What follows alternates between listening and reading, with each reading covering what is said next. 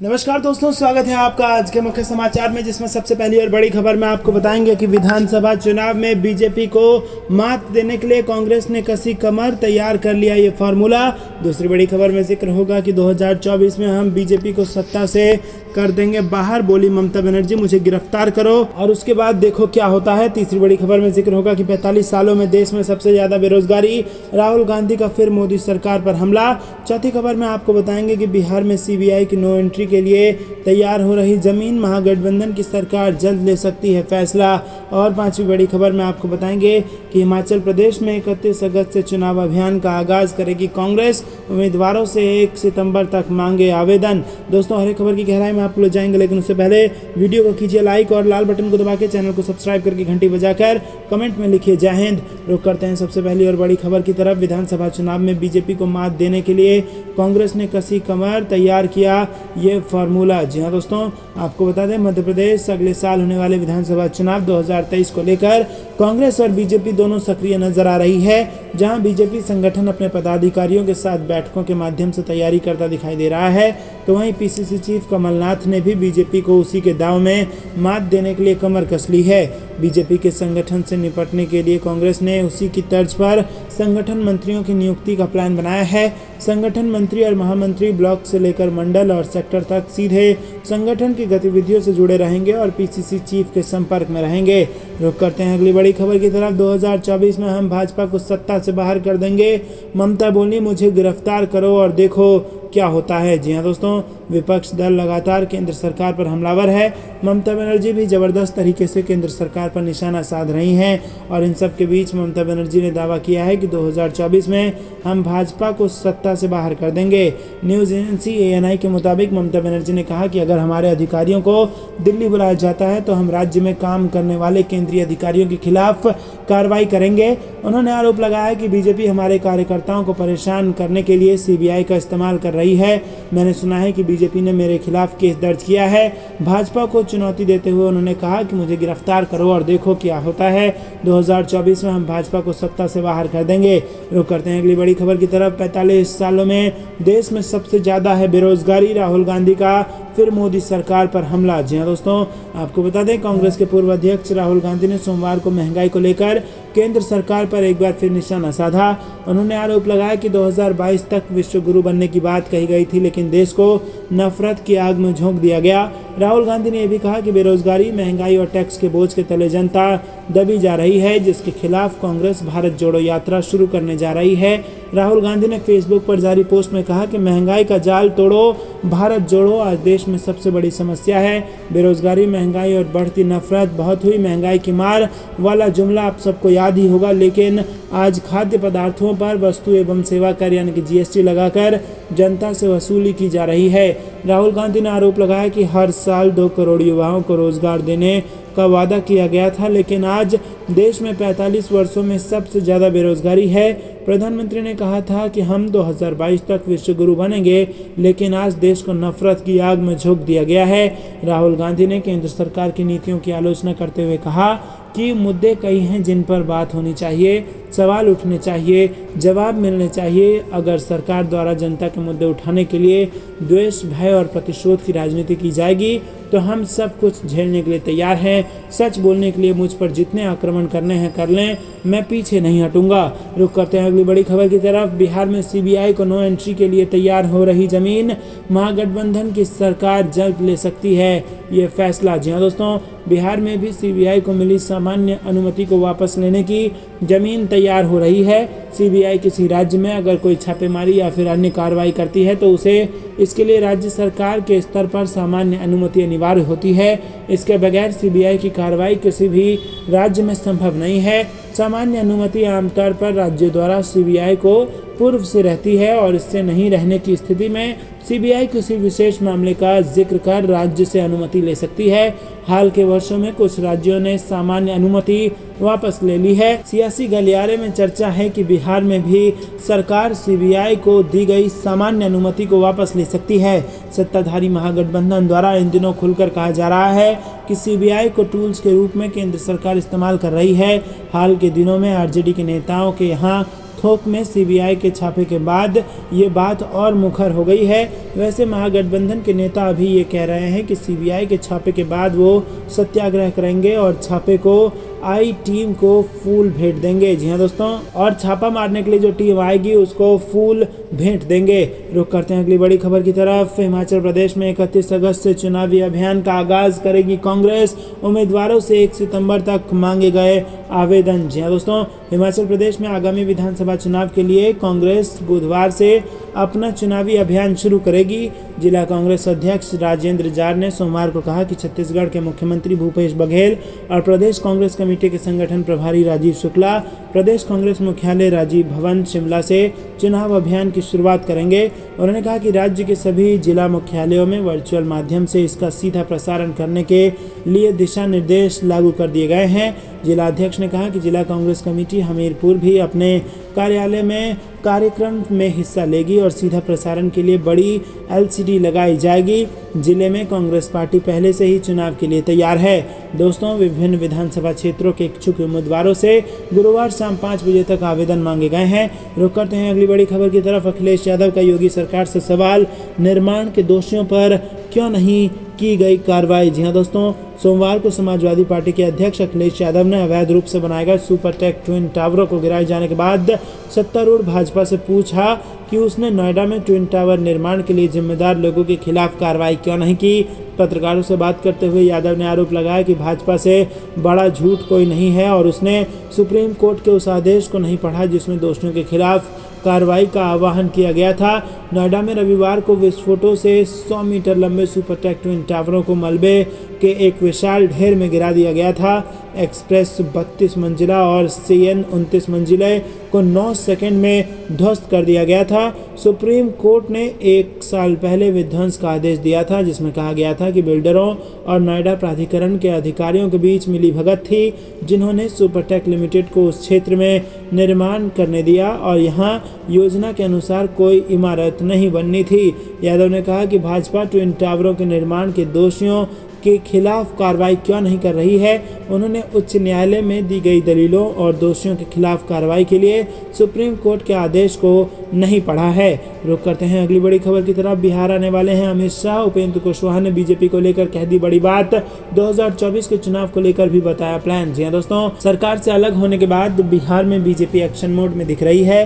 कहा जा रहा है कि सितंबर से बीजेपी बिहार में बड़ी रैलियों की शुरुआत करने वाली है। बिहार के सीमांचल इलाके से रैली की शुरुआत होगी। सूत्रों की माने तो 23 और 24 सितंबर को पूर्णिया में बड़ी रैली होने वाली है और इसमें केंद्रीय गृह मंत्री अमित शाह आएंगे और अब इस पर बिहार में सियासत भी तेज हो गई है। महागठबंधन अमित शाह की रैली को हवाई बता रही है। जेडीयू संसदीय बोर्ड के अध्यक्ष उपेंद्र कुशवाहा ने कहा कि अब तो बीजेपी के लोग नाक रगड़ेंगे, पैर रगड़ेंगे, लेकिन कुछ भी कर लें, बिहार में दाल गलने वाली नहीं है। कुछ दिन पहले पश्चिम बंगाल में सब लोगों ने देखा क्या क्या हुआ, उसी तरह बिहार में भी इनका कुछ नहीं होने वाला। बिहार में वही होगा जो महागठबंधन की सरकार चाहेगी। उपेंद्र कुशवाहा ने कहा कि ये लोग नफरत फैलाना जानते हैं, इसीलिए पूर्णिया का जगह इन्होंने चुना है। दोस्तों, रुक करते हैं अगली बड़ा दावा। गुजरात में आम आदमी पार्टी का चुनाव अभियान बीजेपी के खिलाफ जन आंदोलन में हो गया तब्दील। जी हां दोस्तों, आम आदमी पार्टी के राष्ट्रीय संयोजक और दिल्ली के मुख्यमंत्री अरविंद केजरीवाल ने रविवार को दावा किया कि गुजरात में आगामी विधानसभा चुनाव के मद्देनजर उनकी पार्टी द्वारा शुरू किया गया अभियान वहां सत्तारूढ़ बीजेपी के खिलाफ एक जन आंदोलन में बदल गया है। केजरीवाल ने ये बात आम आदमी पार्टी नेताओं द्वारा ट्विटर पर एक दावा किए जाने के बाद कही। आम आदमी पार्टी नेता ने दावा किया कि भुज में आयोजित प्रधानमंत्री नरेंद्र मोदी के कार्यक्रम से लोगों को ला रहे सरकारी बसों के चालक और परिचालक आपस में इसको लेकर योजना साझा कर रहे थे कि लोगों को कैसे केजरीवाल नीति पार्टी के पक्ष में मतदान करने के लिए मनाया जाए। मोदी ने अपने गुजरात दौरे के दूसरे दिन कच्छ जिले के भुज शहर में एक रोड शो किया। गुजरात में इस साल के अंत में विधानसभा चुनाव होने हैं और मोदी ने भुज में विकास परियोजनाओं के उद्घाटन और शिलान्यास करने के बाद एक जनसभा को संबोधित भी किया। आम आदमी पार्टी की गुजरात इकाई के पूर्व प्रभारी गुलाब सिंह यादव ने ट्वीट किया था कि आज गुजरात में प्रधानमंत्री की सभा में 2400 सरकारी बस गई है। सारे कंडक्टर व ड्राइवर के ग्रुप में मैसेज चल रहा है कि वापसी आते वक्त सारे कंडक्टर सवारियों को बोलेंगे कि ये सरकार सिर्फ भाषण कर रही है, एक मौका केजरीवाल को देना चाहिए। रुख करते हैं अगली बड़ी खबर की तरफ।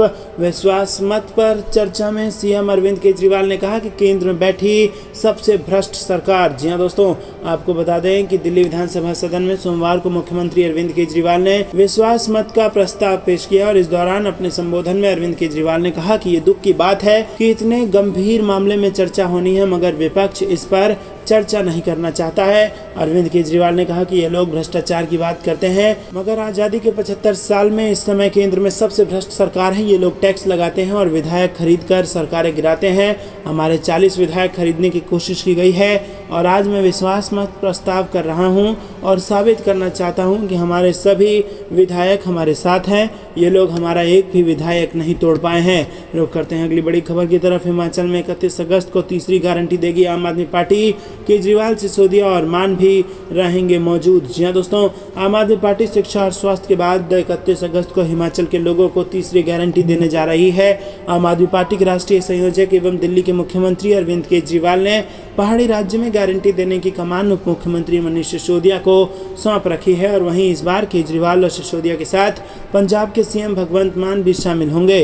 दरअसल हिमाचल के पालमपुर में आम आदमी पार्टी की तीसरी गारंटी दी जाएगी और हिमाचल के लोगों के लिए अगली गारंटी बिजली पानी की हो सकती है। वैसे गुजरात में तो युवा महिलाओं को भी अलग से गारंटी दी गई है। पार्टी उसी तर्ज पर हिमालय में भी कई गारंटी देगी। पहली गारंटी शिमला से शिक्षा की दी थी, दूसरी गारंटी ऊना से स्वास्थ्य की दी थी। अब तीसरी गारंटी में क्या होगा आपको बताएंगे। रुक करते हैं अगली बड़ी खबर की तरफ। अखिलेश यादव ने कहा देश को बर्बाद कर रही है भाजपा सरकार, भाजपा का हटना अब हो गया है तय। जी हां दोस्तों, सपा के राष्ट्रीय अध्यक्ष अखिलेश यादव ने कहा कि भाजपा सरकार ने देश व प्रदेश को बर्बाद कर दिया है। विकास के नाम पर एक भी कार्य नहीं हुआ और यही वजह है कि भाजपा को सत्ता से हटाने के लिए तैयार जनता बैठी है। उन्होंने कहा कि वर्ष 2024 के लोकसभा चुनाव में उत्तर प्रदेश की बड़ी जिम्मेदारी है। समाजवादी पार्टी जनता के बीच जा रही है और जनता को हकीकत बता रही है। कौन कौन दल भाजपा से मिले हुए हैं और कौन भाजपा से लड़ रहे हैं, इसे जनता जानती है। उन्होंने कहा कि राष्ट्रीय स्तर पर विपक्षी एकता के प्रयास चल रहे हैं।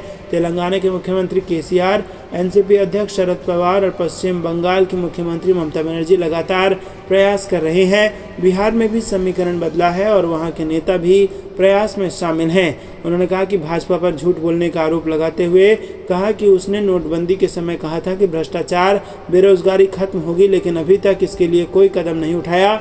भाजपा अंग्रेजों की तरह डिवाइड एंड रूल की रणनीति पर काम करती है।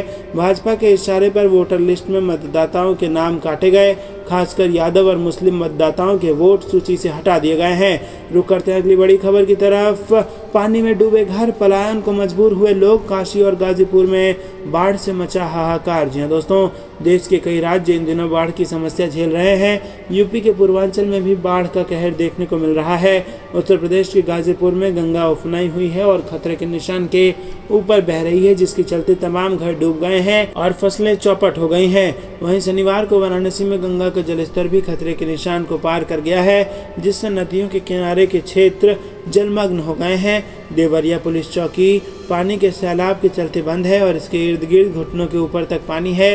वहीं कुछ दूर पर एक स्कूल है जहां आज बच्चों की चहलकदमी नहीं है, क्योंकि बाढ़ के पानी में वो भी आधा समा गया है। बाढ़ से हाल इतना बेहाल हो गया है कि लोगों को नाव से एक जगह से दूसरी जगह जाना पड़ रहा है। बाढ़ में कई परिवार फंसे हुए हैं। बता दें कि गाजीपुर में बाढ़ के चलते देवरिया गांव से सब्बलपुर गांव में लोग पलायन को मजबूर हैं। लल्लन और उनका परिवार नाव में अपनी पूरी गृहस्थी लेकर सब्बलपुर गांव पहुंचे हैं। रुक करते हैं अगली बड़ी खबर की तरफ। केशव प्रसाद बोले, अखिलेश बताएं कैसे बना ट्विन टावर, तो सपा बोली कि बीजेपी को चंदा देते हैं सुपर टैग के मालिक। जी हां दोस्तों, नोएडा के ट्विन टावर को रविवार दोपहर 2:30 बजे जमींदोज कर दिया गया और इस बीच अब इस मुद्दे पर सियासत शुरू हो गई है। उत्तर प्रदेश के डिप्टी सीएम केशव प्रसाद मौर्य का इस पर बयान सामने आया। उन्होंने कहा कि अखिलेश यादव को बताना चाहिए कि ये इमारत कैसे खड़ी हुई। वहीं मुख्यमंत्री योगी आदित्यनाथ ने भी इस पर बयान जारी किया है। केशव प्रसाद मौर्य ने कहा कि समाजवादी पार्टी की सरकार और तब के मुख्यमंत्री अखिलेश यादव ने भ्रष्टाचारियों को संरक्षण दिया। समाजवादी पार्टी का मतलब भ्रष्टाचार और गुंडागर्दी है। समाजवादी पार्टी और अखिलेश यादव को इस पर जवाब देना चाहिए कि उनकी सरकार के समय इतना बड़ा भ्रष्टाचार कैसे हुआ, ये इमारत कैसे खड़ी हुई, उन्होंने ऐसा क्यों होने दिया, और ये उत्तर प्रदेश की जनता को बताना चाहिए। दोस्तों, इन आरोपों पर सपा का जवाब आया और सपा मीडिया सेल के ट्विटर अकाउंट से जारी बयान में कहा गया कि इस भ्रष्टाचार की इमारत के जिम्मेदार तुम भाजपाई हो, क्योंकि सुपरटेक भाजपा को चंदा भी देता है और भाजपाइयों के यहाँ बैठकर दलाल भाजपाइयों के साथ दलाली भी करता है। बयान में आगे पूछा गया कि कसम खाओ कि तुम लोगों ने सुपरटेक से पैसा नहीं लिया और उसके भ्रष्टाचार में भागीदारी नहीं हो। रुक करते हैं अगली बड़ी खबर की तरफ। एलजी ने किया 1400 करोड़ का घोटाला, विधानसभा में आम आदमी पार्टी विधायक ने लगाया ये आरोप। जी हाँ दोस्तों, आम आदमी पार्टी के विधायक दुर्गेश पाठक ने दिल्ली के एलजी वीके सक्सेना पर 1400 करोड़ रुपए के घोटाले का आरोप लगाया। उन्होंने विधानसभा में दावा किया कि नोटबंदी के दौरान खादी ग्रामोद्योग के प्रमुख रहते हुए एलजी वीके सक्सेना ने काले धन को सफेद किया और विधायक ने एलजी को भ्रष्ट कहते हुए उनके खिलाफ सीबीआई ईडी की जांच और रेड की मांग की। इस दौरान सभी विधायकों ने हाथ में पोस्टर और बैनर लेकर पहले सदन के अंदर और फिर बाहर प्रदर्शन किया। इस पर विनय सक्सेना चोर है, विनय सक्सेना को गिरफ्तार करो जैसे नारे भी लिखे हुए थे। रुक करते हैं अगली बड़ी खबर के खिलाफ महागठबंधन हुआ एकजुट। नेता बोले बीजेपी तेजस्वी यादव को फंसा रही है और हम सीबीआई, ईडी और आईटी के धमकाने से डरने वाले नहीं हैं। जी हाँ दोस्तों, बिहार में सत्तारूढ़ दल के नेताओं के यहाँ सीबीआई की छापेमारी को लेकर पूरा महागठबंधन परेशान है। इसको लेकर महागठबंधन से सभी नेताओं ने संयुक्त प्रेस कॉन्फ्रेंस की और इसमें सभी नेताओं ने एक स्वर में कहा कि भाजपा सीबीआई, ईडी और आईटी का दुरुपयोग कर रही है। बीजेपी उप मुख्यमंत्री तेजस्वी यादव को फंसाना चाह रही है। जेडीयू के कर्पूरी सभागार में महागठबंधन से जेडीयू से प्रदेश अध्यक्ष उमेश कुशवाहा, मंत्री मदन साहनी, सीपीआई एमएल के डी यादव और कमलेश शर्मा, कांग्रेस के मुख्य प्रवक्ता राजेश राठौर, आरजेडी के सांसद मनोज झा और भू राजस्व मंत्री आलोक मेहता शामिल हुए। रुक करते हैं अगली बड़ी खबर की तरफ। बिहार में जंगल राज रिटर्न का दावा करने वाली विपक्ष को नीतीश कुमार ने दिया जवाब। जी हाँ दोस्तों, बिहार में जेडीयू आरजेडी वाले महागठबंधन की सरकार बनने के बाद से बीजेपी लगातार कह रही है कि राज्य में एक बार फिर जंगल राज लौट आया है और इसे लेकर नीतीश सरकार ने भी अब विपक्ष पर पलटवार किया। जेडीयू के वरिष्ठ नेता वित्त एवं वाणिज्य कार्य मंत्री विजय कुमार चौधरी ने कहा कि कल तक तो जो जेडीयू के साथ सरकार में थे और पुलिस की उपलब्धियों की सराहना करते थे, अचानक सत्ता से बाहर होने पर बिहार में उन्हें जंगल राज दिखाई देने लगा। ये पुलिस की कार्यशैली में फर्क का नहीं बल्कि उनकी मानसिकता में आए बदलाव का परिचय है। बता दें कि बीजेपी ने मुख्यमंत्री नीतीश कुमार की अगुवाई वाली महागठबंधन सरकार के गठबंधन के बाद से राज्य में हुई अपराध की विभिन्न घटनाओं का जिक्र करते हुए दावा किया कि राज्य में एक बार फिर जंगल राज लौट आया है। बीजेपी प्रवक्ता संबित पात्रा ने दिल्ली में कहा कि 10 अगस्त से लेकर 12 अगस्त के बीच बिहार में पत्रकारों सहित कई लोगों की हत्या हुई है और एक पुजारी को गला रेत कर मारा गया है और इस दौरान उन्होंने राज्य में हुई कुछ घटनाओं के साथ ही छपरा में जहरीली शराब पीने से हुई मौतों का भी जिक्र किया। रुक करते हैं अगली बड़ी खबर की तरफ, जो कि गुजरात से आ रही है। पाटीदार अनामत आंदोलन के 23 नेता लड़ेंगे चुनाव, बीजेपी के लिए खड़ी कर सकते हैं चुनौती। जी हाँ दोस्तों, पाटीदार अनामत आंदोलन समिति यानी कि पास के नेता दिनेश बंभानिया ने रविवार को ऐलान किया कि उनके कम से कम 23 नेता गुजरात में आगामी विधानसभा चुनाव लड़ेंगे। एक ट्वीट में उन्होंने कहा कि 2022 के गुजरात विधानसभा चुनाव में पाटीदारों के 23 नेता चुनाव लड़ेंगे। संख्या बढ़ सकती है और अब चुनाव और दिलचस्प होने वाला है। कुछ दिन पहले बंबानिया ने हार्दिक पटेल को संबोधित एक पत्र में उनसे आंदोलन के प्लेटफॉर्म पर लौटने और लोगों के मुद्दों के लिए लड़ने का अनुरोध किया था। बंबानिया ने पत्र में कहा था कि यदि कोई समुदाय का नेता किसी भी राजनीतिक दल में शामिल होता है तो व्यक्ति किसी भी मुद्दे को उठाने और लड़ने की शक्ति खो देता है और उसे पार्टी लाइन का पालन करना पड़ता है।